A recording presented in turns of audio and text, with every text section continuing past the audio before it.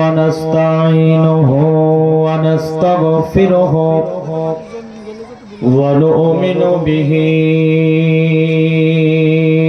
ونتوكل عليه ونعوذ بالله من شرور أنفسنا ومن سيئات أعمالنا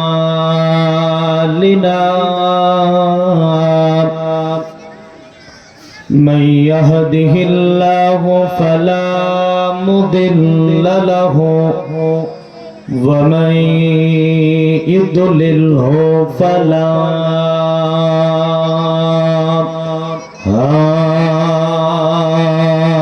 هادي له نشهد أن لا إله إلا الله وحده لا شريك له ونشهد أن سيدنا وسندنا وحبيبنا ومولانا محمدا عبد الله ورسوله الذي أرسله بالحق بشيرا ونذيرا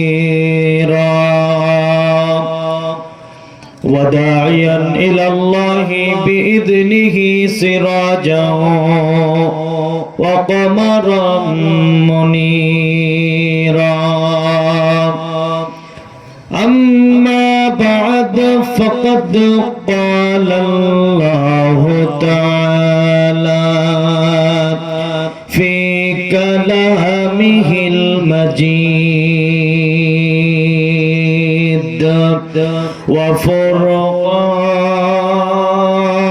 وفرقانه الحميد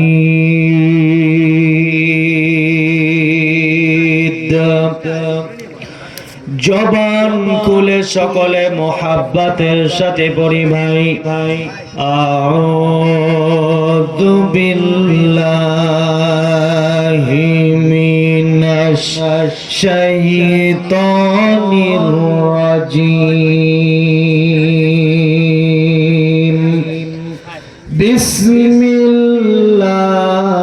বিসমিল্লাহির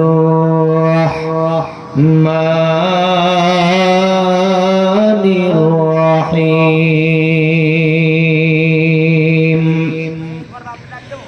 والضحى والليل إذا سجى ما ودعك ربك وما قلى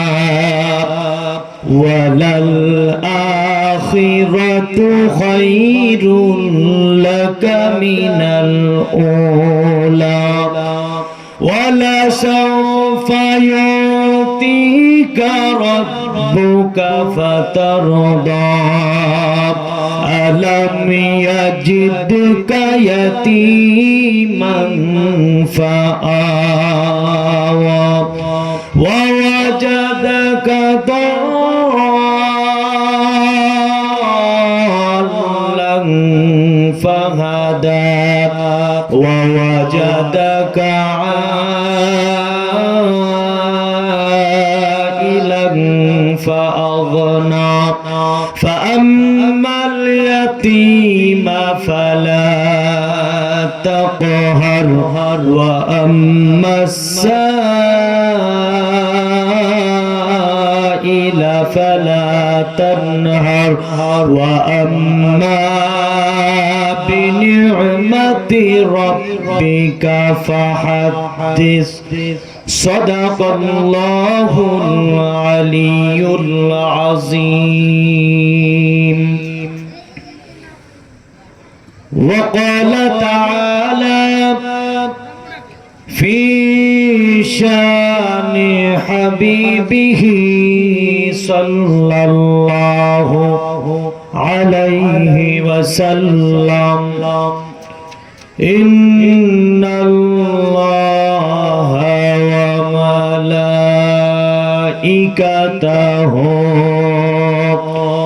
ইউসাল্লুনা আলান নাবিয়্যি ইয়া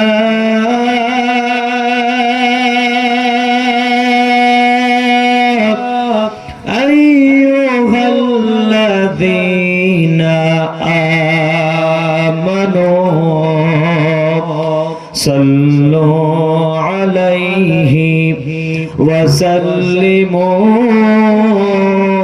তাসলিমা আল্লাহুম্মা সাল্লি আলা মাওলানা মুহাম্মদ ওয়া আলা আলিহি সাইয়্যিদিনা।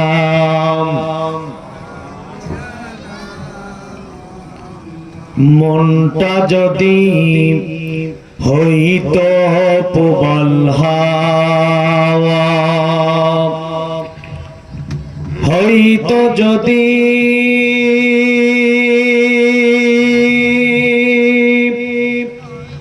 শুভ্র কবুতর,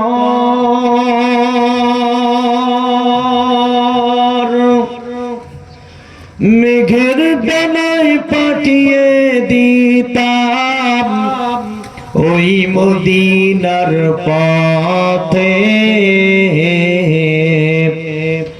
যেথায় আমার প্রিয় নবী ঘুমাই নিরন্তর। আল্লাহুম্মা সাল্লি আলা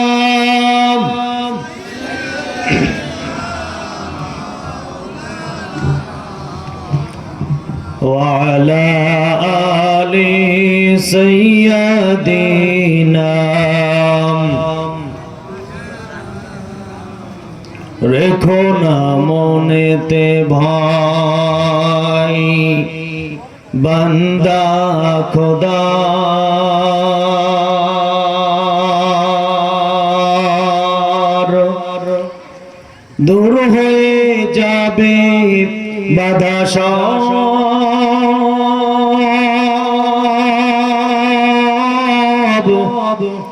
তোমার আমার মালিক আছেন, আছেন আমাদের রব, আছেন আমাদের রব। আল্লাহুম্মা ভাই মোহাব্বতে পড়ি না ভাই।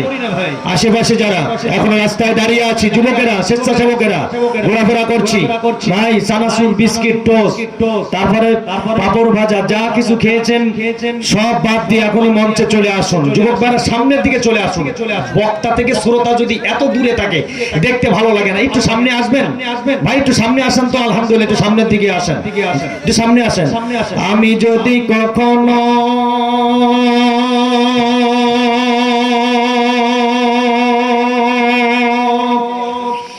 তায়েফে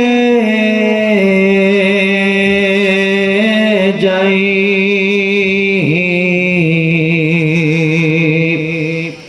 বলবো মাটিকে ডেকে নবীজির খুন ঝরলো কোথায়। কথা বলেন ঠিক কিনা?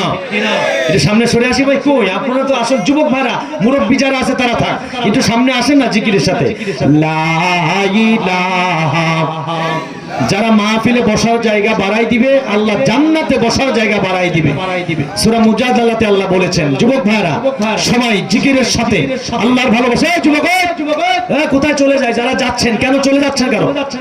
যুবক কেউ যাবে না, কোরআনের মঞ্চে বসে যেতে হবে। কার দোয়া কোন সময় কবুল হবে আমরা কেউ কি জানি? আমরা কোরআনের মঞ্চে যদি বসে না যাই তাহলে আমরা বয়ান শুনবো কিভাবে? এখানে আলেম আমার বাম পাশে উপস্থিত হয়েছেন, ডান পাশে আলেম ওলামা আছেন, মুরব্বীরা উপস্থিত হয়ে গিয়েছে। যারাই আছেন সবাই কোরআনের মঞ্চে চলে আসুন। আমি যদি কখনো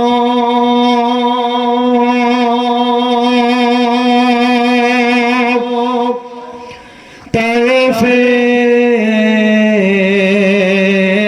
যাই,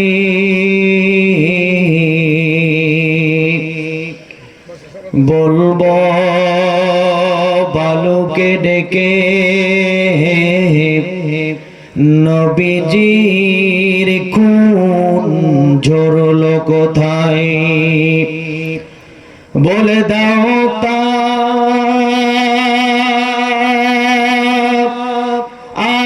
আজ আমাকে,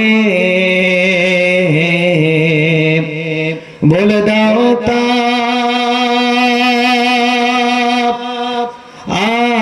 আজ আমাকে, প্রতিশোধের দাবানল জ্বালা বসে থাই, লা ইলাহা ইল্লাল্লাহ, সবাই লা ইলাহা ইল্লাল্লাহ। এই যুবক রাস্তায় কেউ থাকবো না, সবাই মঞ্চে চলে আসি। সব যুবক ভাইরা কোরআনের ময়দানে লিল্লাহি তাকবীরের আওয়াজ দিয়ে ময়দানে চলে আসতে হবে। লা ইলাহা ইল্লাল্লাহ,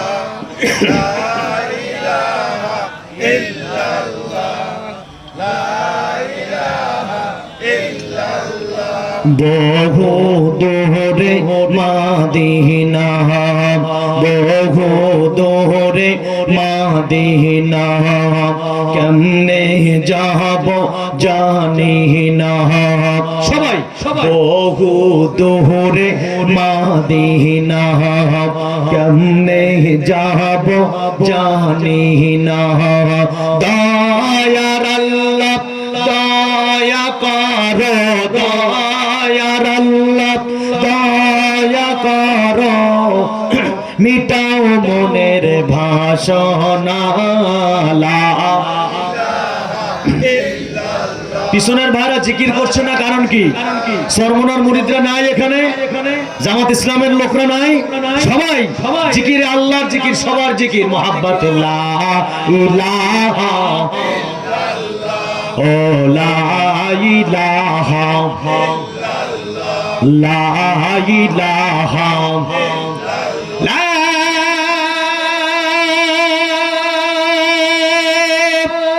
ইলাহা ইল্লাল্লাহ মুহাম্মাদুর রাসূলুল্লাহ।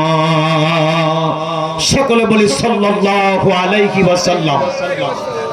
ঐতিহ্যবাহী মদিনাবাদ যুব সমাজের উদ্যোগে 2 দিন ব্যাপী তাফসীর কোরআন মাহফিলের আজকে প্রথম রজনীর সম্মানিত শ্রদ্ধাভাজন সভাপতি, অত্র মসজিদের সম্মানিত ইমাম খতিব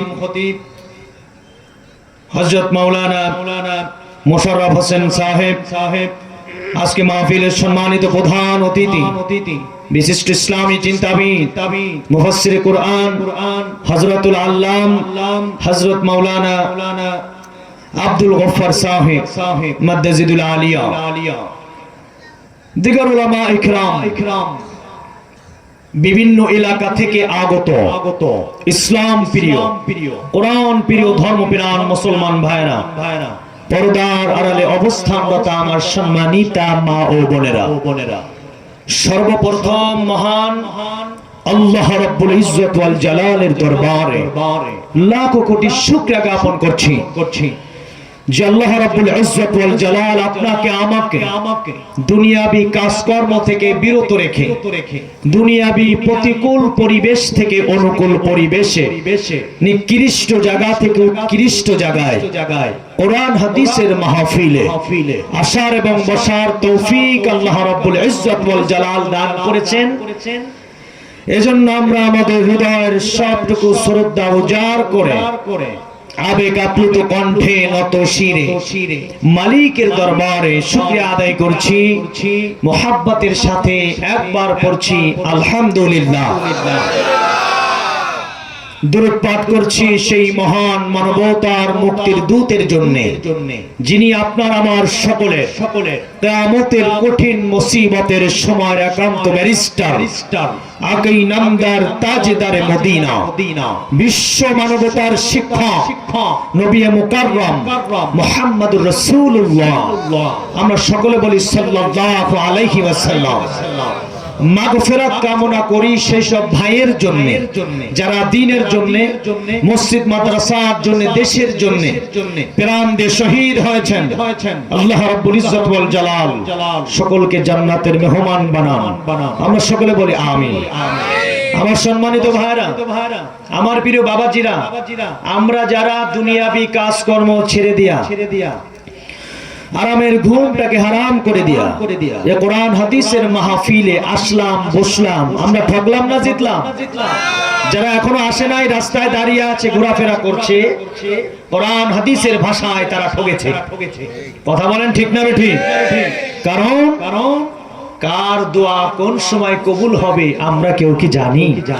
কার ডাক কোন সময় আল্লাহ রাব্বুল ইজ্জত ওয়াল জালালের দরবারে পছন্দ হয়ে যাবে আমরা কেউ জানি না। হতে পারে আজকে এই মজলিসের কোন একজন বাবাজির দু চোখের দু ফোঁটা পানি যদি আল্লাহ সুবহানাহু ওয়া তাআলার দরবারে পছন্দ হয়ে যায়, কোন একজন যুবক ভাইয়ের জবান থেকে সুবহানাল্লাহ বলা, আলহামদুলিল্লাহ বলা, লিল্লাহি তাকবীর, আল্লাহু আকবার, এই তাসবিহ বলা যদি আল্লাহ পাকের দরবারে পছন্দ হয়ে যায়, ওই একজন ব্যক্তির উসিলায় আজকে এই যুব সমাজের মদিনাবাদ এলাকাবাসীর এই মাহফিলকে আল্লাহ কবুল করতে পারে কি পারে না? এই গ্রামের সকল মুর্দা ব্যক্তি, আমাদের মা বাবা, দাদা দাদি, নানা নানি, আত্মীয় স্বজন, পাড়া প্রতিবেশী যারা ওই অন্ধকার গহীন কবরে শায়িত আছেন, তাদের কবরের আযাব এই মাহফিলের উসিলা আল্লাহ মাফ করে দিতে পারে কি পারে না? এজন্য যুবক ভাইরা যারা এখনো রাস্তায় ঘোরাফেরা করছেন, আমি ভূমিকায় বেশি কথা বলবো না, কারণ সময় কম। এরপরে আরো মেহমান রয়েছেন, আব্দুল গফফার ভাই রয়েছেন। এজন্য আমি আমার নির্ধারিত সময়ের মধ্যে আমি সোয়া 8টা থেকে বয়ান শুরু করেছি, সোয়া 1 ঘন্টা কথা বলবো, অর্থাৎ 9:30 পর্যন্ত আমি কথা বলবো। আপনারা কি ইনশাআল্লাহ আমার জন্য দোয়া করতে রাজি আছেন? আমার ভাইরা, হঠাৎ ঠান্ডা, হঠাৎ গরম, তারপরে মাহফিল প্রোগ্রাম চলছে। আলহামদুলিল্লাহ, আমার এটুকু বিশ্বাস আছে যে বন্দুকের গুলি মিস হতে পারে, কামানের গুলি মিস হতে পারে, কিন্তু বাবা যদি সন্তানের জন্য দোয়া করে এই দোয়া মিস হতে পারে না। আমার বাবার বয়সী যারা এখানে আছেন সবাই এই সন্তানের জন্য একটু দোয়া করবেন তো ইনশাআল্লাহ? আল্লাহ কবুল করুন, সকলে বলে আমিন। আমি আমার আলোচনার সূচনা লগ্নে জ্ঞান, বিজ্ঞান, দর্শন, সাহিত্য, অমর রত্ন ভান্ডার মহাগ্রন্থ আল কোরআনুল কারীমের সূরাতুদ দুহা তেলাওয়াত করেছি। খুতবার সময় আপনারাও আমার সাথে তেলাওয়াত করেছিলেন, মনে আছে তো ইনশাআল্লাহ? এই সূরা দুহা তেলাওয়াত করেছি। এই সূরাকে সামনে রেখে আমি গুনাহগার, সিয়াকার, কদাকার কিছু কথা বলার চেষ্টা করব। আল্লাহ যেন তৌফিক দান করেন, আমরা সকলে বলি আমিন। আমার সম্মানিত ভাইয়েরা, 114টা সূরার ভিতরে এই সূরাটা হলো 93 নাম্বার সূরা। কত নাম্বার সূরা? এই সূরার আয়াতের সংখ্যা হলো 11টি। কতটি? 11টি। এই সূরার কি মর্যাদা, কি শান আল্লাহ সুবহানাহু ওয়া তাআলা দিয়েছেন, আমরা এই বিষয়ে আপনাদের সামনে কথা বলবো। আমার সম্মানিত ভাইয়েরা, যেহেতু এটা তাফসীরুল কোরআন মাহফিল, তাফসীর যদি বক্তা করতে চায় তাহলে তিলাওয়াত করতে হবে, অনুবাদ করতে হবে, শানে নজরুল আলোচনা করতে হবে, ব্যাখ্যা বিশ্লেষণ করতে হবে, কি শিক্ষা আছে শিক্ষা নিয়ে আলোচনা করতে হবে, তাহলে হবে তাফসীর। তা আসুন আমরা তিলাওয়াত করে নিয়েছি, এই সূরাটি কেন নাজিল হলো আমরা জানতে চাই কি চাই না? বুখারী শরীফের বর্ণনা, নবীজি সাল্লাল্লাহু আলাইহি ওয়াসাল্লাম অসুস্থতার কারণে তিনি এক রাত অথবা 2 রাত ঘর থেকে বের হয়ে তাহাজ্জুদ নামাজ পড়ার জন্য মসজিদে যেতে পারে নাই, অসুস্থ ছিলেন নবীজি সাল্লাল্লাহু আলাইহি ওয়াসাল্লাম। এক মহিলা আল্লাহর নবীকে এসে বলছে, মুহাম্মদ, দেখছি তুমি কয়েকদিন ধরে ঘর থেকে বের হতে পারছো না, তোমার আল্লাহ কি তোমার উপরে বেজার হয়েছে? তোমার আল্লাহ কি তোমাকে ভুলে গিয়েছে? তোমার কাছে যে শয়তান আসে, সেই শয়তান তো আর দেখি না তাকে আসতে, এই শয়তানের আশাও কি বন্ধ হয়ে গিয়েছে? বলি নাউযু বিল্লাহ। মানে আল্লাহ নবীর কাছে ওহী নিয়ে আসতেন কে? জিবরাইল আলাইহিস সালাতু ওয়াস সালাম। মহিলা বলছে জিবরাইল আসে না, আসে না। জিবরাইল আলাইহিস সালাতু ওয়াস সালামকে বলছে শয়তান কি আসে না, আসে না, এইরকম কথা বলছে। এদিকে আবার তাফসীরের মধ্যে এসেছে নবীজি সাল্লাল্লাহু আলাইহি ওয়াসাল্লামকে বিশ্রাম দেওয়ার জন্য আল্লাহ সুবহানাহু ওয়া তাআলা ওহী বন্ধ করে দিলেন। তাফসীরে এসেছে কয়েকদিন, কোন তাফসীরে এসেছে 12 দিন, কোন তাফসীরে এসেছে 15 দিন, কোন তাফসীরে এসেছে 25 দিন, 30 দিন, 45 দিন পর্যন্ত বর্ণনা এসেছে। এই ওহী বন্ধ হয়ে থাকার কারণে নবীজি সাল্লাল্লাহু আলাইহি ওয়াসাল্লাম কোরআন তেলাওয়াত করছেন না, কোরআনের দাওয়াত দিচ্ছেন না। আবু জাহেল, উতবা, শাইবা, ওলীদ ইবনে মুগীরা এরা তো সুযোগ খোঁজে কিভাবে মুহাম্মদুর রাসূলুল্লাহ সাল্লাল্লাহু আলাইহি ওয়াসাল্লামকে অপমানিত করা যায়, লাঞ্ছিত করা যায়, মানুষের কাছে ছোট করা যায়। উম্মে জামিল সহ আল্লাহর নবীকে উল্টা পাল্টা কথা বলা শুরু করে দিয়েছে, যে আল্লাহ তোমাকে বাদ দিয়ে দিয়েছে, আল্লাহ তোমাকে ভুলে গিয়েছে, ওহী আসা বন্ধ হয়ে গিয়েছে, মুহাম্মদ তোমার আল্লাহ তোমাকে ভুলে গিয়েছে। নবীজি সাল্লাল্লাহু আলাইহি ওয়াসাল্লাম পেরেশানির ভিতরে পড়ে গেলেন, টেনশনের ভিতরে পড়ে গেলেন। নবীজি সাল্লাল্লাহু আলাইহি ওয়াসাল্লামের মনটা খারাপ হয়ে গেল। আপনারা বলুন তো, আমার নবীর যদি মন খারাপ হয় আমার আল্লাহর কষ্ট লাগে কি লাগে না? কষ্ট লাগে না? আল্লাহ রাব্বুল আলামিন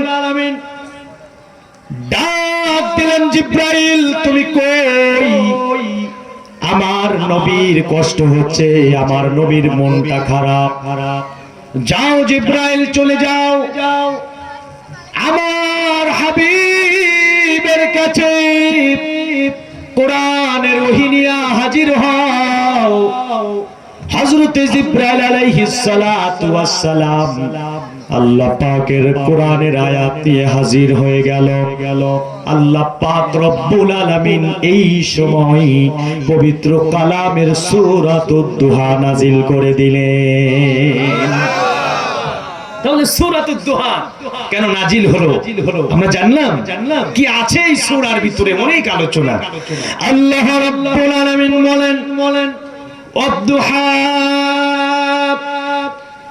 দিনের প্রথম ভাগের কসম, দিনের শুরুর কসম, ওয়াল লাইলি ইযা সাজা, রাত যখন নিস্তব্ধ হয়ে যায়, নিঝুম হয়ে যায়, অন্ধকার হয়ে যায়, ওই গভীর রাতের কসম।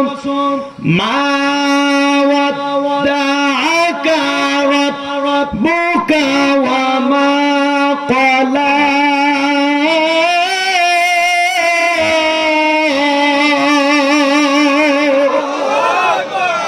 আল্লাহ বলে বন্ধু ও আমার হাবিব, আপনাকে আমি ভুলি নাই, আপনার উপরে আমি অসন্তুষ্টি নই। আল্লাহু আকবার বলেন। সান্ত্বনা দিলেন কে? আল্লাহ আল্লাহ দিনের কসম খেয়ে রাতের কসম খেয়ে বললেন, বন্ধু আবু জাহেল, উতবা, শাইবা, ওয়ালিদ ইবনে মুগীরা, তারা আপনার বিরুদ্ধে যতই ষড়যন্ত্র করো, তবে আপনি টেনশন করবেন না, আমি আল্লাহ আপনাকে আগেও ভুলি নাই, এখনো ভুলি নাই, কোনদিন ভুলবো না।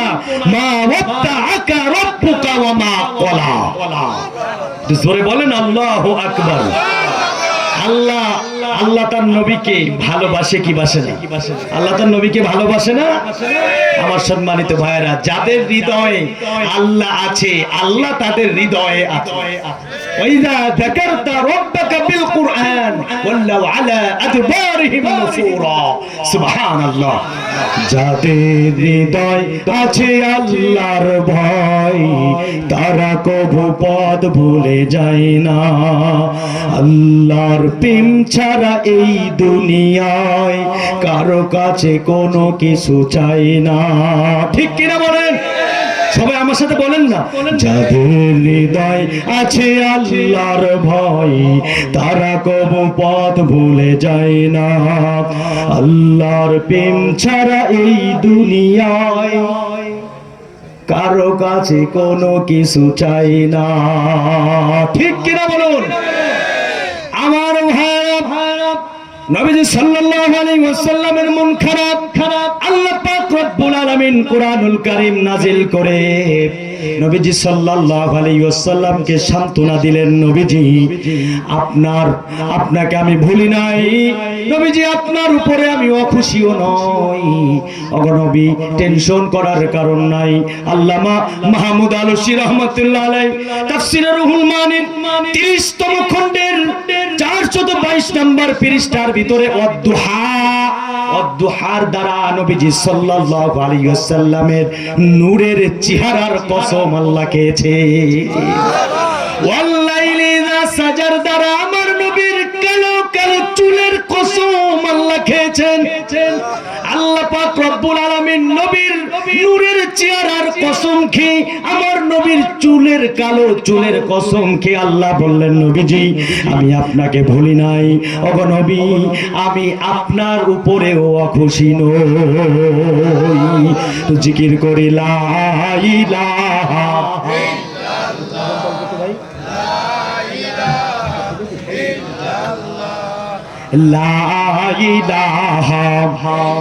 যুবক ভাইরা, তাফসীর কিন্তু শুরু হয়েছে। আপনারা এখনো যারা বাহিরে বাড়িতে ঘোরাফেরা করছেন, মঞ্চ কিন্তু এখনো জায়গা ফাঁকা আছে। বয়ান শুরু করেছে, কোরআনের মঞ্চ ফাঁকা থাকবে না। কথা বলেন ঠিক কিনা? আপনারা যারা মাহফিল আশেপাশে ঘরে যারা বাড়িতে আসেন, জিকিরের সাথে কোরআনের মঞ্চে চলে আসুন। এখানে তাফসীর হবে, কোরআনের বাহিরে একটা কথাও হবে না। মুহাব্বতে লা ইলাহা কোনো খালিক নেই তুমি ছাড়া, কোনো মালিক নেই তুমি ছাড়া, কোনো মাবুদ নেই তুমি ছাড়া, কোনো মাশুক নেই তুমি ছাড়া। এই জীবনে তোমার মতো আপনার কেহ নাই। এখানে ওখানে সবখানে শুধু তোমাকে খুঁজে বেড়াই, তোমার জিকিরে মন হয় উজালা। লা ইল্লাল্লাহ, সবাই লা ইলাহা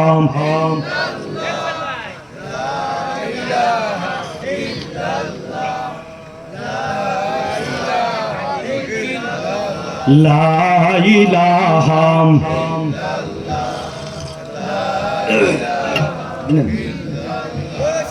লা ইলাহা ইল্লাল্লাহ মুহাম্মাদুর রাসূলুল্লাহ।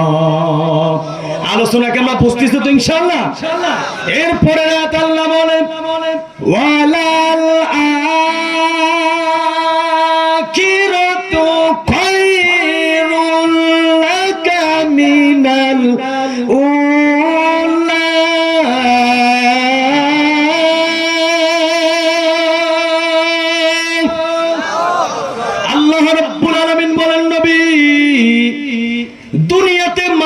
আপনাকে যত কিছু বলুক না কেন, এই দুনিয়া হলো ক্ষণস্থায়ী, আখিরাত হলো চিরস্থায়ী।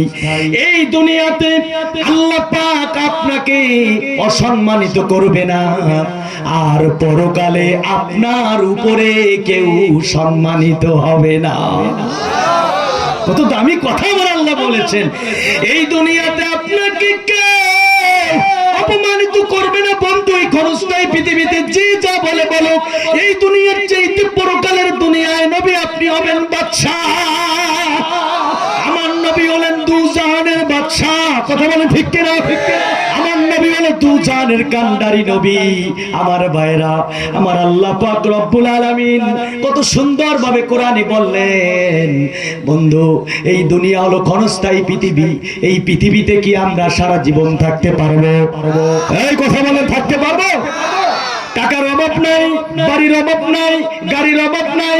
একটা কথা চিন্তা করেন, অনেক টাকা আপনার আছে, কত সুন্দর করে আপনি একটা বাড়ি বানাইছেন, ওই বাড়ির ভিতরে যেই বাথরুমটা আছে, গোসলখানাটা আছে, সুন্দর করে ভালো দামি মার্বেল টাইলস দিয়ে আপনি বাথরুমটা সাজাইছেন।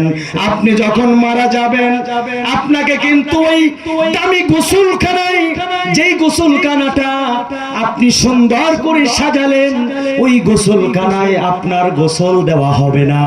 আপনাকে বাহিরে মশারি টানায়া কম দামি একটা চকির উপরে শোয়া গোসল দেওয়া হবে। কথা বলেন বাজান। যদি আজকে তোমার মৃত্যু হয়, কালকে থাকবে কোথায়? ঠিক কিনা? যদি আজকে তোমার মৃত্যু হয়, কালকে থাকবে কোথায়? যদি কালকে তোমার মৃত্যু হয়, পরশু থাকবে কোথায়? এসব কথা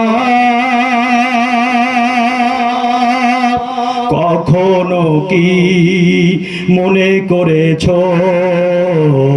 মনের খাতায় কখনো কি লিখে রেখেছ? এই দুনিয়ায় আমরা চিরজীবন থাকতে পারবো না। না, আল্লাহ নবীকে সান্ত্বনা দিলেন, বন্ধু যে যা বলো কোনো টেনশন করবেন না, আপনারে আমি পরকালে সম্মানিত করব। আল্লাহু আকবার। আমার ভাইরা, এর পরে রাতে আল্লাহ পাক রব্বুল আলামিন বললেন, ওয়ালা সাউফা ইউতিকা রাব্বুকা ফাতারদা। আল্লাহ বললেন, আপনাকে আমি এত নিয়ামত দিব, এত দিব, আপনি খুশি হয়ে যাবে। এত দিব, আপনি কি খুশি হয়ে যাবেন। এইবার আলোচনা, আমার আল্লাহ আমার নবীকে কি কি দিলেন, আমার আল্লাহ আমার নবীকে খুশি করার জন্য কি কি দিলেন, এটাকে শুনতে রাজি আছেন? নবীজি সাল্লাল্লাহু আলাইহি ওয়াসাল্লাম আল্লাহ পাকের কাছে দোয়া করতেছেন, আল্লাহ এই মক্কার ভিতরে দুইজন শক্তিশালী মানুষ, একজন হলো আবু জাহেল আর একজন হলো ওমর। আল্লাহ এই দুইজনের যে কোনো একজন আল্লাহ তুমি কালেমার জন্য কবুল করে নাও। আল্লাহ দুইজনের একজন যদি আমার পক্ষে চলে আসে, তোমার পক্ষে চলে আসে, কালেমার দাওয়াত দেওয়ার জন্য সহজ হয়ে যাবে। আমার আল্লাহ নবীর দোয়া কবুল করে নিলেন। আমার সম্মানিত ভাইরা, নবীজি সাল্লাল্লাহু আলাইহি ওয়াসাল্লাম কয়েকদিন পরে দারুল আরকামে 11 জন সাহাবীকে নিয়ে নবীজি সাল্লাল্লাহু আলাইহি ওয়াসাল্লাম বসে আছেন। হযরতে উমর ফারুক রাদিয়াল্লাহু তাআলা আনহু নাঙ্গা তরবারি হাতে নিয়ে আসতেছে। বলেন আল্লাহু আকবার। দুইজন সাহাবী দাঁড়ায় গেছে। ইয়া রাসূলুল্লাহ, ইয়া হাবিবাল্লাহ, নবীজি উমর নাঙ্গা তরবারি নিয়ে আসতেছে। নবীজি আপনি দ্রুত এখান থেকে অন্যত্রে চলে যান, কারণ ওমর আপনার মাথা আলাদা করার জন্য তরবারি নিয়ে ঘুরছে। আমার নবী বলছেন, আমার সাহাবায়ে কেরাম তোমরা বসো, তোমরা উমরকে বাধা দিও না। আমি আল্লাহ পাকের কাছে দোয়া করেছিলাম আল্লাহ পাক রব্বুল আলামিন ওমরকে মনে হয় ইসলামের জন্য কবুল করেছে।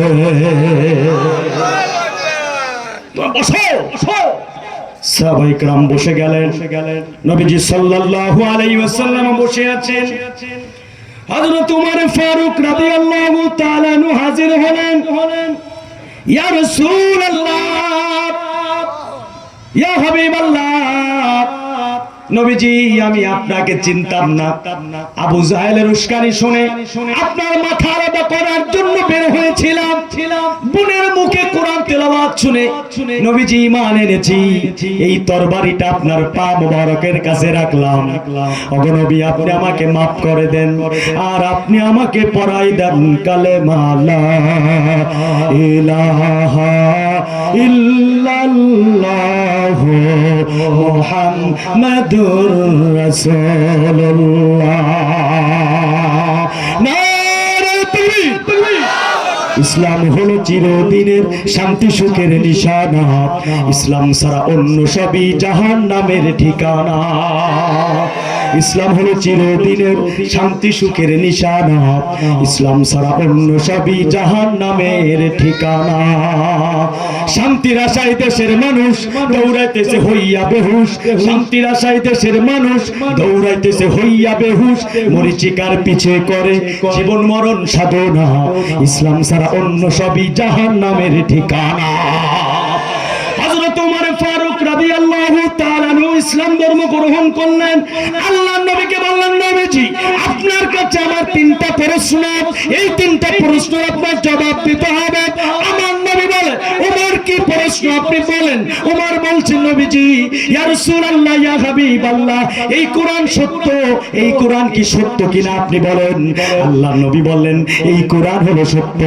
যালিকাল কিতাবু লা রাইবা ফীহি হুদাল লিল মুত্তাকিন। এটা এমন একটি কিতাব, যেই কিতাবের ভিতরে কোনো সন্দেহ নাই, যেই কিতাবের ভিতরে সন্দেহের কোনো অবকাশ নাই। তাবারাকাল্লাযী নাযালাল ফুরকানা আলা আবদিহি লিয়াকুনা লিল আলামিনা নাযীরা। ইন্না নাহনু নাযালনা যিকরা ওয়া ইন্না লাহু লাহাফিজুন। 30 পারা কোরআন নাজিল করেছেন আমার আল্লাহ। এই কোরআনের হেফাজতের দায়িত্ব নিয়েছেন আমার আল্লাহ। আল্লাহর নবী বলছে, Omar, this is the revelation, the book al Quran, in which there is no doubt from the lord of the world. নাজিলকৃত মহাগ্রন্থ আল কোরআন, এই কোরআনের ভিতরে কোনো সন্দেহ নাই, এই কোরআন সত্য। একটু জোরে বলেন কথা ঠিক কিনা। ওমর এবার দ্বিতীয় নম্বর প্রশ্ন, নবীজি ইসলাম সত্য কিনা আপনি বলেন। আমার নবী বলেন,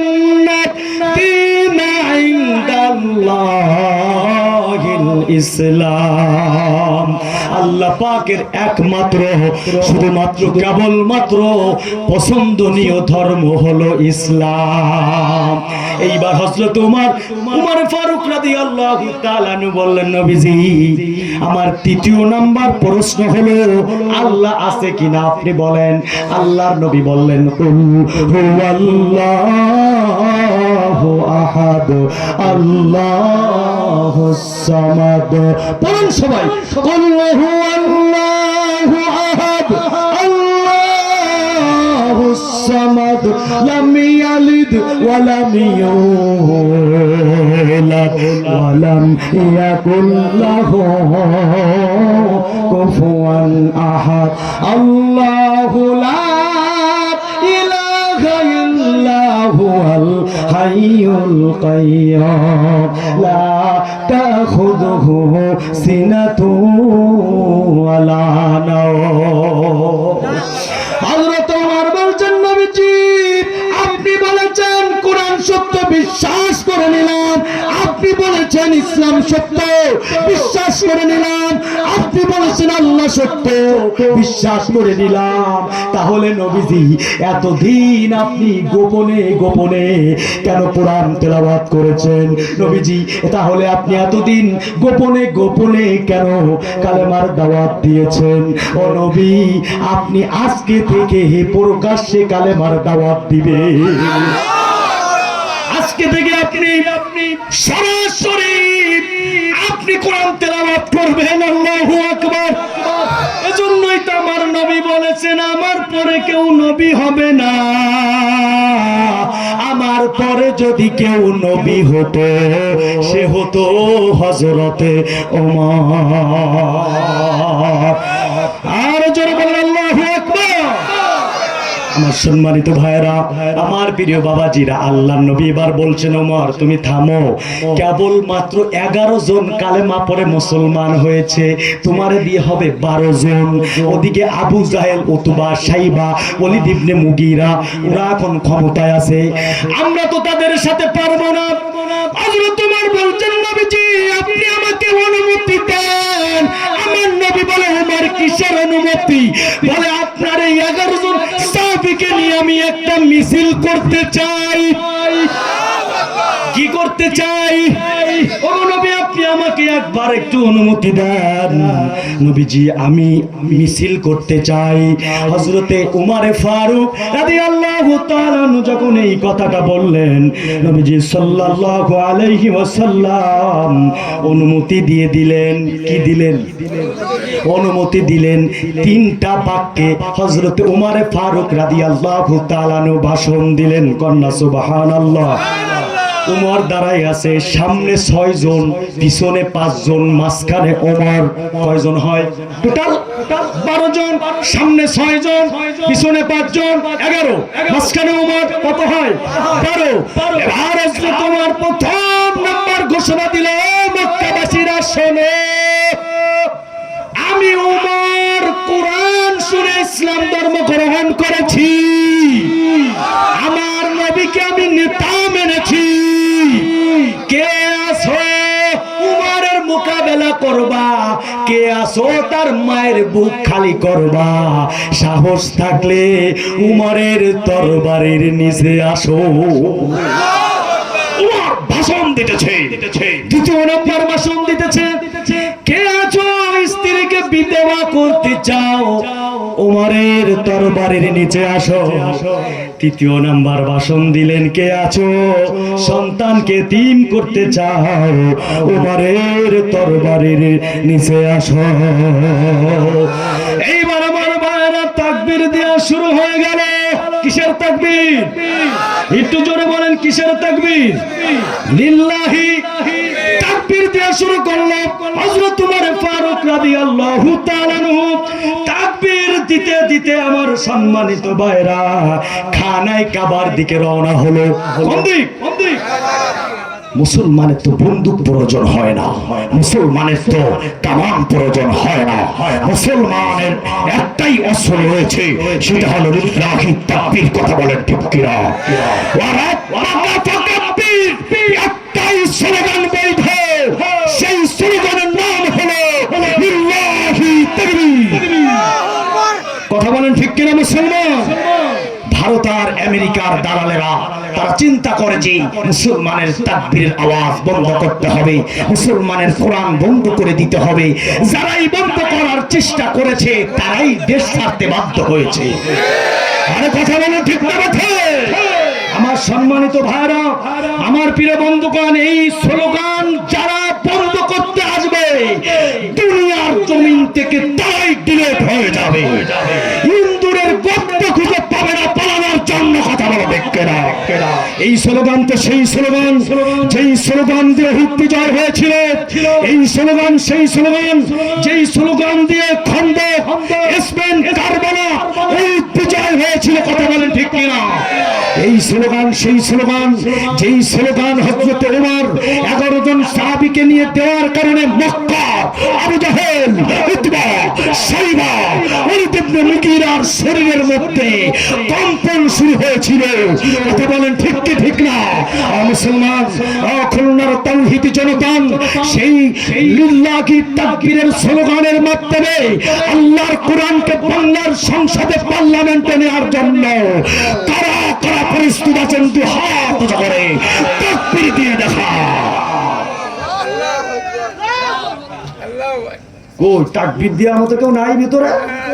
আপনাকে আরে যুবকরা কেউ নাই? যুবকরা জোর কদমের সামনে চলো, বজ্র কণ্ঠে আওয়াজ তোলো, তোলো তোলো সবাই মিলে একই তালে দৌড়া স্লোগান নারায়ে তাকবীর। কই ভিতরতে একজন তাকবীর দেন না?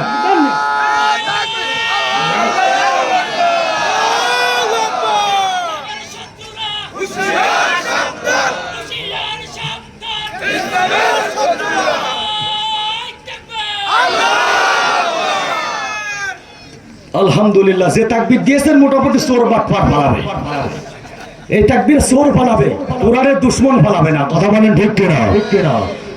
নারায়ে তাকবীর আল্লাহু আকবার, নারায়ে তাকবীর আল্লাহু আকবার। তোলে তাকবীর ধ্বনি ধরায় রাখবার। বীর মুসলমান ধরওয়াল কোরআন, বীর মুসলমান ধরওয়াল কোরআন। ফিরায়ে আনো সেই হারানো সম্মান। নারায়ে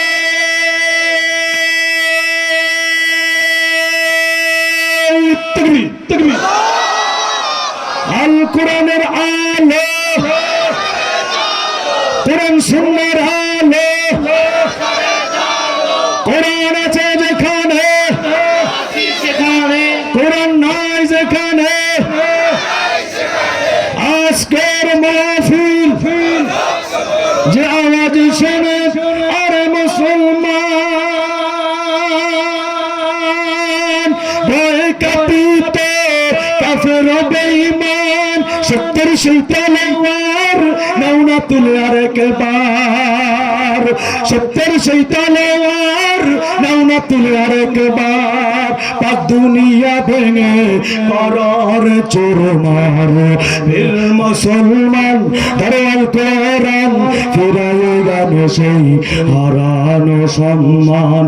নারায়ে তাকবীর, লা ইলাহা ইল্লাল্লাহ, সবাই লা ইলাহা ইল্লাল্লাহ, লা ইলাহা ইল্লাল্লাহ, লা ইলাহা ইল্লাল্লাহ, লা ইলাহা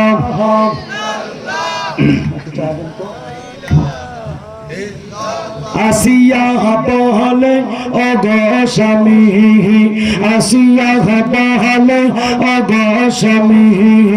তুমি আমার অর্ধাঙ্গিনী, আমি মুসার খুদাকে, আমি মুসার খুদাকে খুদা মানি। তোমাকে খোদা মানি না। লা ইলাহা ইল্লাল্লাহ, লা ইলাহা ইল্লাল্লাহ, লা ইলাহা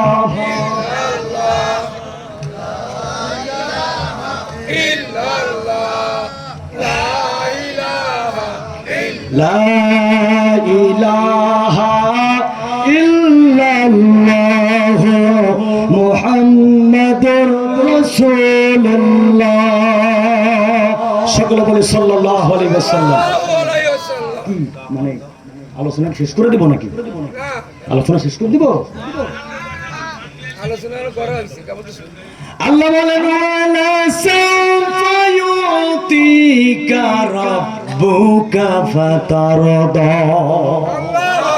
এই আয়াতের আলোচনা চলতেছিল। হাবিব, আপনি আপনাকে এত নিয়ামত দিব, আপনি খুশি হয়ে যাবেন। আল্লাহ পাক তার নবীকে দিলেন হযরতে উমরকে। কথা বলেন, কাকে দিলেন? ওমর, ওমর তো এমন একজন ওমর, যে ওমর রাস্তা দিয়ে হেঁটে গেলে শয়তান ওই রাস্তা দিয়ে হেঁটে যাইতো না। ঠিক কিনা ভাই? ওমর এমন একজন শাসক ছিলেন যিনি রাতে ঘুমাতেন না। ওর তো পৃথিবীর বাদশা হওয়ার পরেও রাতের গভীরে তিনি বের হয়ে যেতেন, কে কি অবস্থায় আছে, কোন হালাতে আছে। আছে তোমার রাতের গভীরে তাহাজ্জুদ নামাজ আদায় করার পরে ছদ্মবেশ ধরে মুসাফিরের ন্যায় বের হয়ে গেলেন। যেতে যেতে মদিনার নিম্ন শ্রেণী এলাকায়, বর্ডার এলাকায় গিয়ে দেখলেন দূর থেকে টিম টিম করে একটা বাতি জ্বলছে। আস্তে আস্তে করে হযরত ওমর ফারুক রাদিয়াল্লাহু তাআলা আনহু হাজির হয়ে গেল। আমার কল্যাণবাসী ভাইরা, মদিনাবাদ এলাকার যুবক ভাইরা, পর্দার আলের মা বোনেরা গো,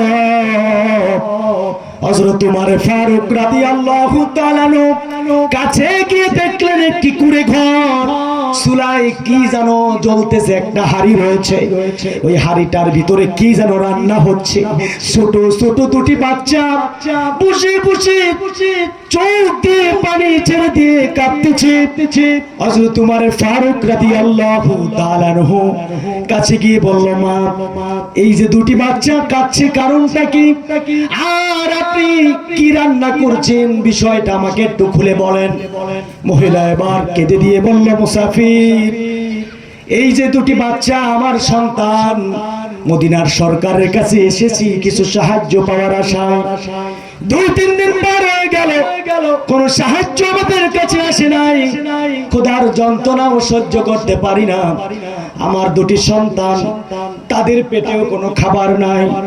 এই যে হাড়ির ভিতরে কিছু পাথর দিয়া পানি দিয়া জ্বালাতেছি, আমার সন্তানেরা তাদেরকে বুঝাচ্ছি, বাবা, এই হাড়ির ভিতরে তোমাদের জন্য খাবার পাক হচ্ছে। আমার সন্তানেরা দেখতে দেখতে কাঁদতে কাঁদতে যখন ঘুমিয়ে পড়বে, আমি এই চুলাটা বন্ধ করে আমিও আমার সন্তানের পাশে ঘুমিয়ে পড়ব। এই কথা শোনার পরে হযরত ওমরের পা থেকে কেমন জানি মাটিটা সরে গেল। হযরত ওমরের চোখ বেয়ে পানি পড়া শুরু হয়ে গেল। হযরত ওমর ফারুক রাদিয়াল্লাহু তাআলা আনহু আল্লাহর কাছে বললেন, আল্লাহ, আমাকে তুমি খলিফা বানিয়েছো, আল্লাহ, তুমি আমাকে অর্ধ পৃথিবীর বাদশা বানাইছো, আর আমার দেশের শিশু সন্তানেরা না খেয়ে ঘুমাই থাকবে, কিয়ামতের আদালতে তোমার দরবারে কি জবাব দিব? হযরত ওমর আর দেরি করলেন না, চলে গেলেন আসলামের কাছে গিয়ে বলেন, আসলাম, আসলাম হলো খাদ্যমন্ত্রী, আসলাম, চাবিটা আমাকে দাও। চাবিটা দেয়া হলো, চাবিটা নিয়া হযরত ওমর চলে গেল, গুদাম ঘর খুললো, বস্তার ভিতরে চাউল নিল, ডাউল নিল, কিছু তরকারি নিল।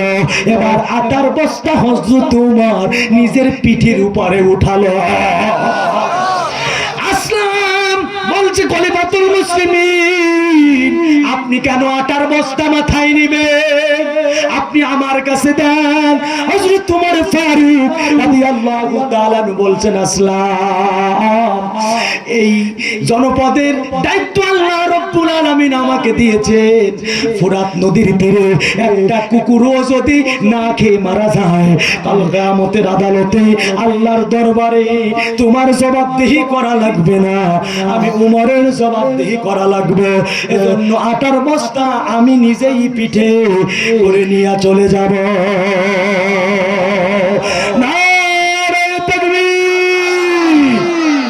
হযরত ওমর চলে গেল। আমার ভাইরা মহিলার কাছে গিয়া আটার বস্তাটা নামালেন। এবার বললেন, মা, রুটি বানান। হযরত ওমর নিজের হাতে রুটি বেলে দিচ্ছেন। আল্লাহু আকবার। হযরত ওমর নিজের হাতে রুটি বেলে দিল। এবার রুটি ভাজা হলো। ওমর নিজের হাতে ওই সন্তানদের মুখের ভিতরে খাবারটা তুলে দিল। মাও খাইলো, সন্তানেরাও খাইলো। খাবার শেষ হবার পরে হযরত ওমর বলছেন, মা, আপনি, আপনার কাছে আমি একটা কথা বলে দিতে চাই। আগামীকাল সকালবেলায় আপনি উমরের কাছে যাবেন, আপনাকে আরো খাবারের ব্যবস্থা করে দিব। মহিলা এবার বলছে, ভাই মুসাফির, তোমাকে আমি চিনি না, তুমি আমার সন্তানের মুখে খাবার দিয়েছ, এসেছো, তুমি আমার সন্তানদেরকে খাবার খাওয়াইছো মুসাফির। আমার মনে বলে এই মদিনার অর্ধ পৃথিবীর বাদশা উমর না হয়ে যদি তুমি হইতা তাহলে আরো ভালো হতো। হযরত উমর কিছু বললেন না, চলে গেলেন। মহিলা পরের দিন সকালবেলায় যখন গেল, গিয়ে দেখলো সিংহাসনে হযরত ওমর ফারুক রাদিয়াল্লাহু তাআলা বসে আছেন। মহিলা দেখি ভালো করে তাকিয়ে দেখছি যে এই তো সেই লোক, যে লোক রাতের অন্ধকারে আটার বস্তা পিঠে করে নিয়ে হাজির হয়েছিল, নিজের হাতে রুটি বানায়া আমার সন্তানদের মুখে তুলে দিয়েছিল।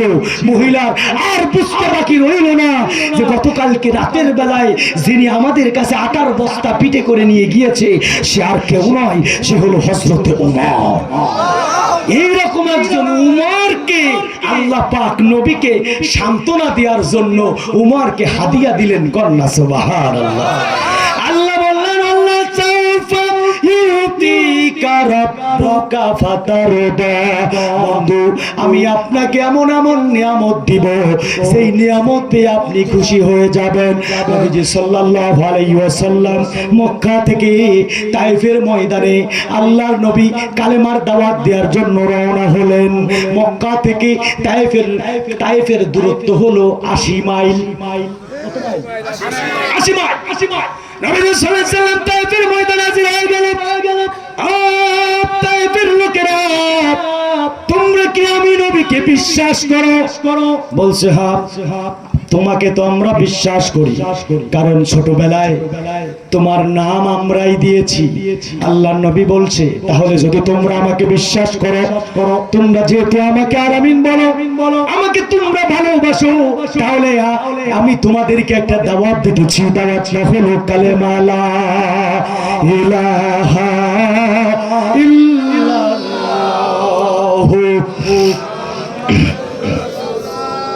কালেমার দাওয়াত যখন দিলেন, এইবার আমার সম্মানিত ভাইরা তায়েফের যুবকদেরকে লেলিয়ে দেয়া হলো।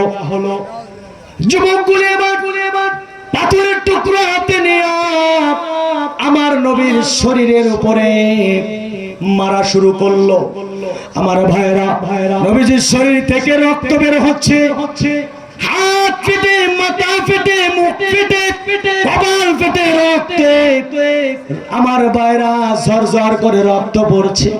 আমার নবী একবার নয়, দুইবার নয়, তিনবার ওই তায়েফের ময়দানে আমার নবী বেহুশ হয়ে পড়ে গিয়েছিলেন। আমার নবী ডাক দিয়ে বলতেছেন, তায়েফের ছেলেরা, তায়েফের মেয়েরা, তোমরা আমাকে আর মাইরো না, কারণ আমি এতিম, আমার মা নাই, আমার বাবা নাই। তোমরা বাড়িতে গেলে তো মাকে মা বলে ডাকতে পারো, বাবাকে বাবা বলে ডাকতে পারো। আমি নবীর মা নাই, আমি নবীর বাবা নাই, তোমরা আমাকে আর মেরো না। আমার সম্মানিত ভাইরা, কাফেররা চলে গেল, আমার নবী অসুস্থ হয়ে পড়লেন। তায়েফের পাশে একটা জঙ্গলের ভিতরে আমার নবী রাতের অন্ধকারে তাহাজ্জুদের নামাজে দাঁড়ায় গেছে। রাতের অন্ধকারে আমার নবী তাহাজ্জুদ নামাজের ভিতরে তিলাওয়াত শুরু করে দেয়, রহমান আল্লামাল কুরআন খালাকাল ইনসান আল্লামাহুল বায়ান আশ-শামসু ওয়াল কমারু বিহুসবান ওয়ান নাজমু ওয়াশ-শাজারু ইয়াসজুদান ওয়াস-সামা'a রাফা'a ওয়া ওয়াদা'আল মিজান আল্লা তাতগাউ ফিল মিজান وأقيموا الوزن بالقسط ولا تخسروا الميزان والأرض وضعها للأنام। এইভাবে করে আমার নবী সূরা রহমান তেলাওয়াত করতেছেন। আমার নবীর শরীর থেকে রক্ত বের হচ্ছে অসুস্থ অবস্থায়। মুসলমান, আমার নবীর পিছনে তায়েফের লোকেরা কেউ নাই, তাফসিরে এসেছে একদল জিন কোরআন তেলাওয়াত শুনে আমার নবীর পিছনে কালেমা পড়ে মুসলমান হইয়া নামাজে দাঁড়াই গেছে।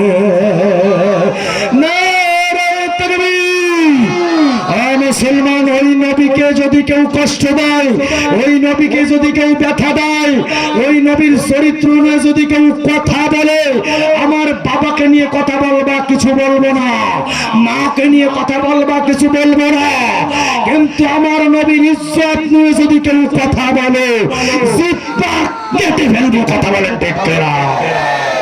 মুসলমান, এই বাংলাদেশে অনেক নাস্তিক মুরতাদ আমার নবীকে নিয়ে কটূক্তি করেছে। ভবিষ্যতে কোন নাস্তিক মুরতাদ যদি আমার নবীকে নিয়ে কটূক্তি করে তাদের বিচার করা লাগবে কি লাগবে না?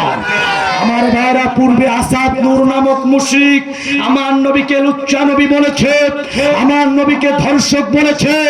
এই আসাদ নূরের মতো 50-60টা নাস্তিক মুরতাদকে যদি খোলা ময়দানে শাপলা চত্বরে ফাঁসিতে ঝুলাতে হবে। কথা বলেন ঠিক কিনা? ওর লাশকে আগুনে পুড়িয়ে ফেলতে হবে। কথা বলেন ঠিক কিনা? মুসলমান, নবীজির সাহাবী সিদ্দিক আকবর আবু বকর সিদ্দিক রাদিয়াল্লাহু তাআলা আনহু এই পৃথিবীতে কোন বেঁচে নাই, এই বিচারের মুক্তপথী বিশ্বনবীর বিশ্বস্ত সাহাবী ওমর বিন খাত্তাব বেঁচে নাই, খালিদ বিন ওয়ালিদ রাদিয়াল্লাহু তাআলা বেঁচে নাই, খাত্তাব বেঁচে নাই, কুবাইব বেঁচে নাই। আল্লাহর কসম, তাদের উত্তরসূরিরা আজ পর্যন্ত বাংলাদেশ থেকে বিদায় নেয় না। আরে কথা বলেন ঠিক না ঠিক? যদি আমার নবীর চরিত্রের উপরে আঘাত করার চেষ্টা করা হয়, এ দেখে যত সময় প্রাণ থাকবে, এ যত সময় রক্ত থাকবে, প্রয়োজন সমস্ত রক্ত উৎসর্গ করে দিবে নবী ইজ্জতে।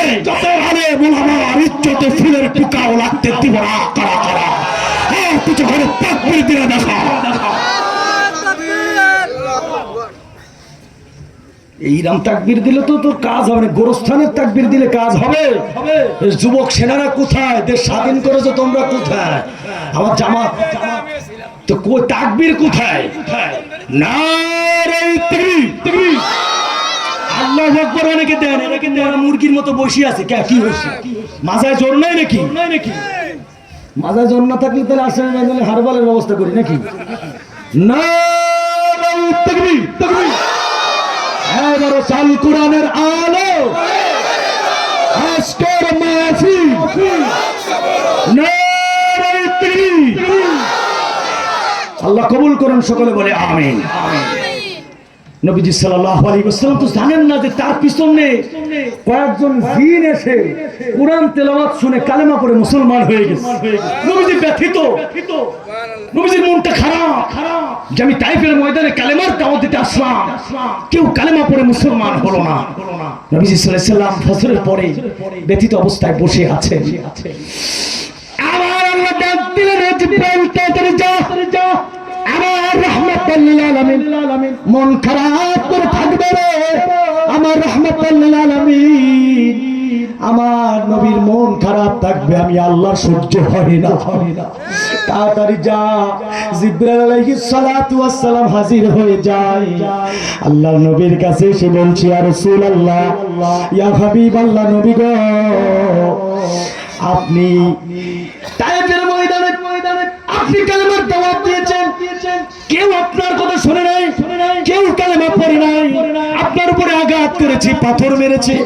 নবীজি, আপনি তো জানেন না, আপনি যখন ওই তায়েফের পাশে জঙ্গলের ভিতরে, বাগানের ভিতরে আপনি যখন নামাজে দাঁড়ায়া সূরা আর রহমান আল্লাহ পাকের কোরআনের আয়াত যখন আপনি তেলাওয়াত করতেছিলেন, নবী গো, আপনার কোরআন তেলাওয়াত শুনে একদল জিন কালেমা পড়ে মুসলমান হয়ে গেছে। আরো জোরে বলেন আল্লাহু আকবার। আমার নবী খুশি হয়ে গেলেন, আমার নবী কি হয়ে খুশি হয়ে গেলেন। আল্লাহ এই জন্য বলেন, ওয়ালা সাউফা ইউতিকা রাব্বুকা ফাতারদা। নবী, আমি আপনাকে এত কিছু দিব, আপনি খুশি হয়ে যাবে। কি নাই আমার নবীর কাছে? আমার নবীর এমন পাওয়ার আমার আল্লাহ দিয়েছে। আমার নবীর হাতের ভিতরে ছিল পাওয়ার, আমার নবীর মুখের ভিতরে ছিল পাওয়ার, আমার নবীর মুখের থুতুর ভিতরে ছিল পাওয়ার। নারে তাকবীর! আমার নবীর চোখের ভিতরে ছিল পাওয়ার। আমার নবী তো ছিল আমার নবী। আমার নবী রাস্তা দিয়ে গেলে পাথর আমার নবীকে সালাম দিত। আমার নবী রাস্তা দিয়ে হেঁটে গেলে পুকুরের মাছগুলি আমার নবীকে সালাম দিত। আমার নবীকে সাপ আমার নবীকে সালাম দিত। আমার নবী গাছের নিচ দিয়ে হেঁটে গেলে ডালপালাগুলি নুইয়া এসে গেছে, নিজে থেকে নুইয়া এসে আমার নবীর মাথায় যাতে রোদের আলো না লাগতে পারে গাছ আমার নবীকে ছায়া দিত।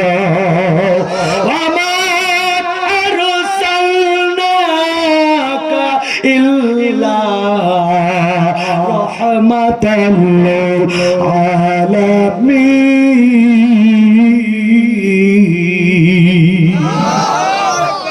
ও মুসলমান ভাইরা, গরু হইয়া আমার নবীকে চিনলো, বাঘ আমার নবীকে চিনলো, উট আমার নবীকে চিনলো। আমরা মুসলমান নবীর উম্মত হয়ে নবীকে চিনলাম না। যে নবীর সুপারিশ ছাড়া জান্নাতে যাওয়া সম্ভব হবে? আরো জোরে বলেন।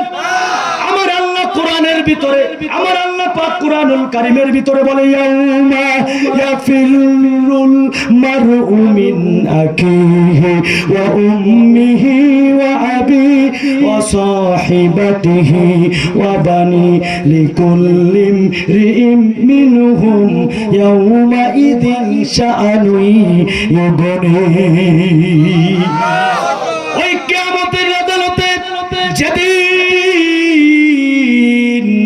বাবা সন্তানকে চিনবে না, সন্তান বাবাকে চিনবে না, মা সন্তানকে চিনবে না, ভাই ভাইয়ের পরিচয় দিবে না, আমার নবী সিজদায় পড়ে যাবে। আমার আল্লাহ বলে, বন্ধু আপনি কাঁদেন কেন? নবী আপনি কাঁদেন কেন? আমার নবী বলে, আল্লাহ আমার উম্মতের কি হবে? আমার আল্লাহ বলে, বন্ধু কোন নবীর সুপ্রিম পাওয়ার আজকে এই আদালতে কাজ হবে না। শুধুমাত্র কেবলমাত্র আপনি আপনার উম্মতদেরকে সুপারিশ করে আল্লাহর জান্নাতে নিয়ে যাবে।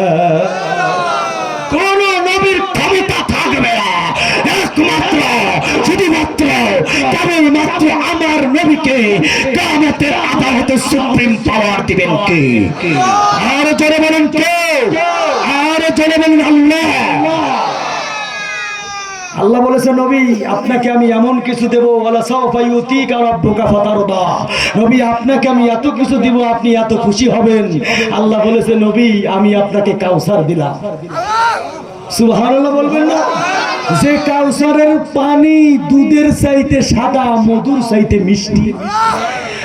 একবার যে খাবে, যার জীবনে আর কোনোদিন পানির পিপাসা, কথা কয় না, পানির পিপাসা কোনদিন লাগবে না। সেই পানি কার হাত দিয়ে খেতে হবে? রাসূলের হাত দিয়া। তাহলে নবীজির আদর্শ মানা লাগবে কিনা? নবীজির আদর্শ কি শুধু লাউ খাওয়া, মিষ্টি খাওয়া, কদু খাওয়া, জিলাপি খাওয়া সুন্নাত? এটা সুন্নাত নাকি? নবীজি সাল্লাল্লাহু আলাইহি ওয়াসাল্লাম এই কালেমার দাওয়াত দিতে গিয়া, কোরআনের দাওয়াত দিতে গিয়ে আমার নবী মার খেয়েছে, সাহাবায়ে কেরাম জীবন দিয়েছে, কাউকে পঙ্গু করে দেওয়া হয়েছে, কাউকে উত্তপ্ত বালুর উপরে উত্তপ্ত সূর্যের আলোতে শোয়ায় রাখা হয়েছে।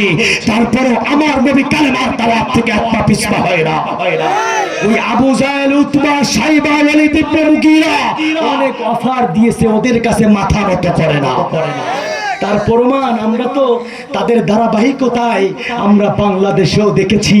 এই বাংলাদেশের স্বৈরাচার, এই বাংলাদেশের নাস্তিক মুরতাদ ফিরাউনের আবু জাহেলের গোষ্ঠীরা এই বাংলার আলেম উলামাকে রাতে বাড়িতে ঘুমাতে দেয় না। এই বাংলাদেশে তাফসীরুল কুরআন মাহফিল হতে দেয় না। কারণ কি জানেন? মুসলমান ওরা দেখে ডক্টর মিজানুর রহমান আজহারি যদি কোনো মাহফিলে আসে 5 লাখ 10 লাখ লোক হাজির হয়ে যায়। মামুনুল মামুনুল হক যদি কোনো ময়দানে আসে 5 লক্ষ 10 লক্ষ লোক হাজির হয়, ওদের সহ্য হয় না।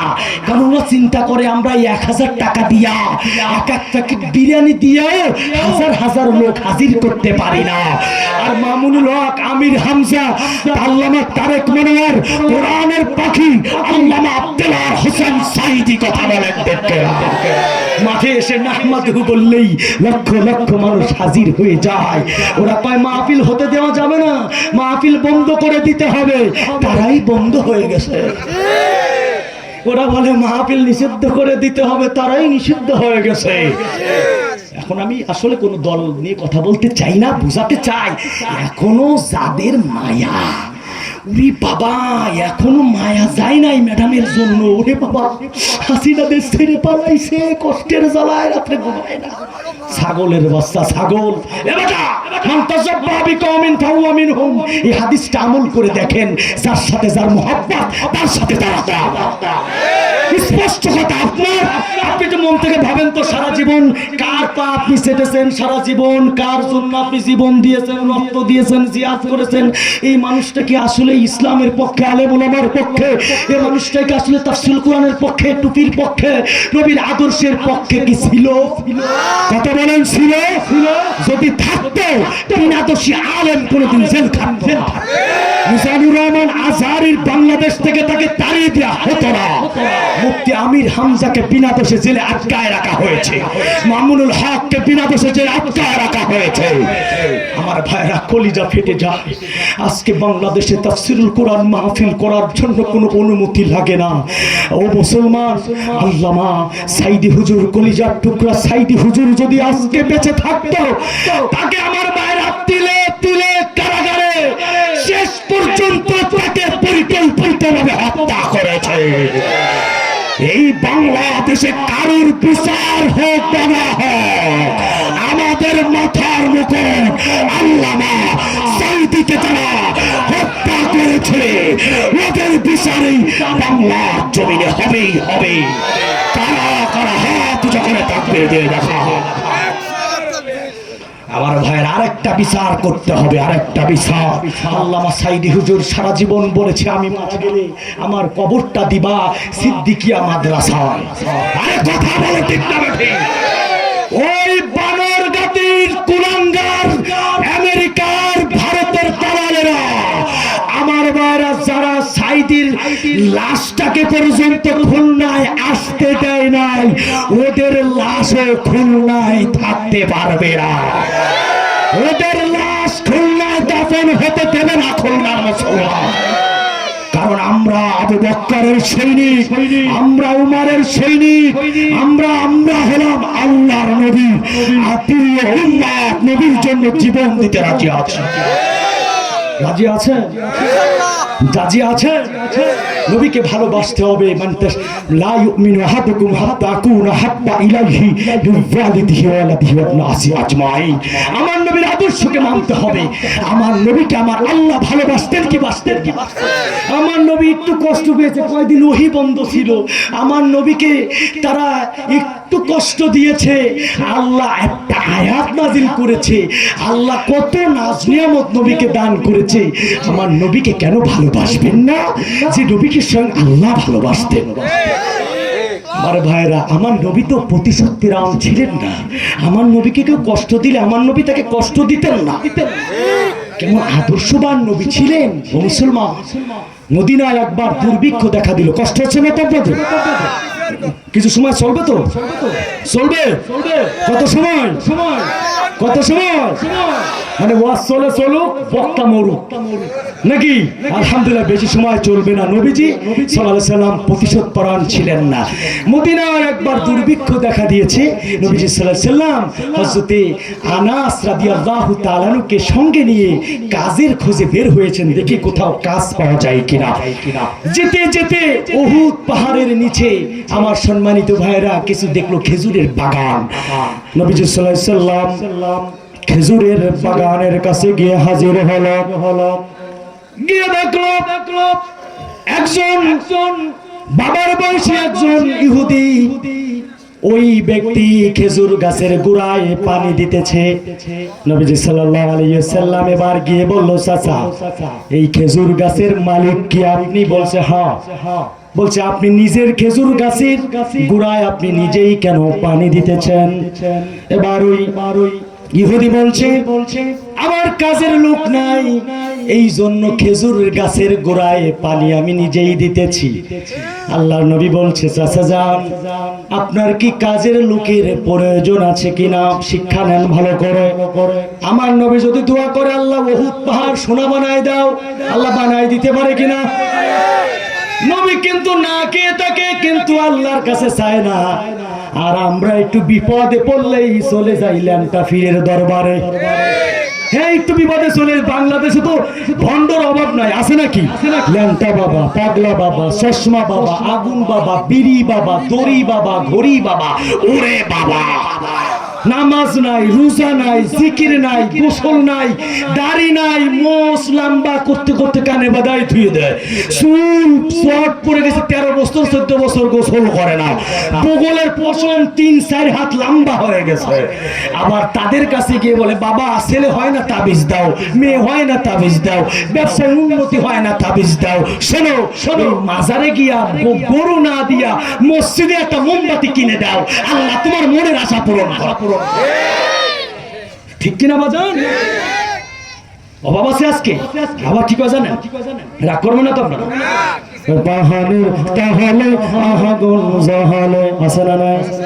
পাহাড়ের তাহলে আগুন জ্বালে, বাহবা তাসে নেবে না হলেন তাবাবা, মুহূর্ত হইলে খাজা বাবা, মুহূর্ত হইলে নাহামা রহজা লাগে না হায়া হায়া।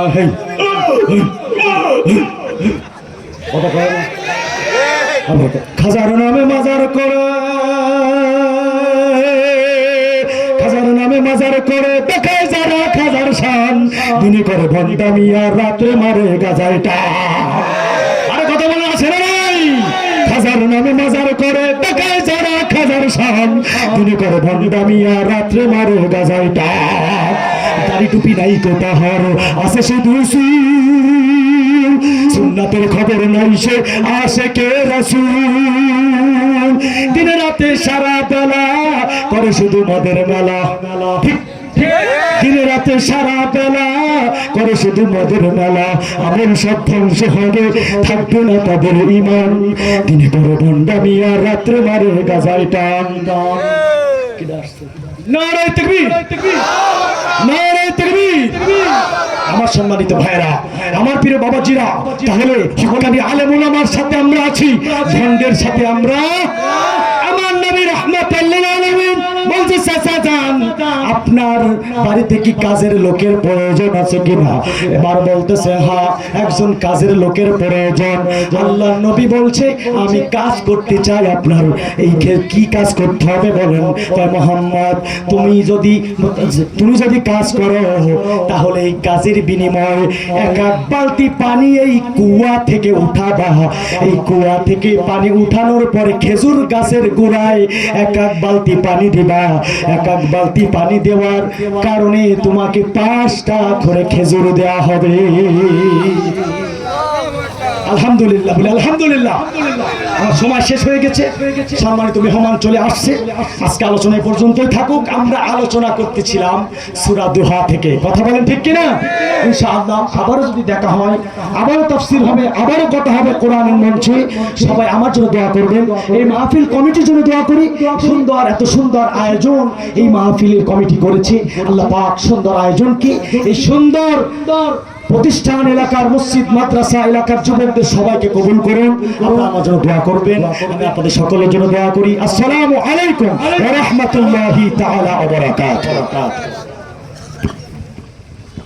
মাশাআল্লাহ, অত্যন্ত জ্ঞান গর্ব ও কোরআন সুন্নাহ ভিত্তিক আলোচনা পেশ করলেন সুদূর সাতক্ষীরা থেকে আগত জনাব হাফেজ হযরত মাওলানা ফয়সাল আহমেদ আলী সাহেব হুজুর। সম্মানিত উপস্থিতি, আমাদের মাঝে ইতিমধ্যে উপস্থিত হয়েছেন আজকের এই অনুষ্ঠানের প্রধান মেহমান, সুদূর যশোর থেকে আগত জনাব হযরত মাওলানা সুদূর মোড়লগঞ্জ থেকে আগত জনাব হযরত মাওলানা আব্দুল গফফার সাহেব, বিশিষ্ট মুফাচ্ছিরে কুরআন।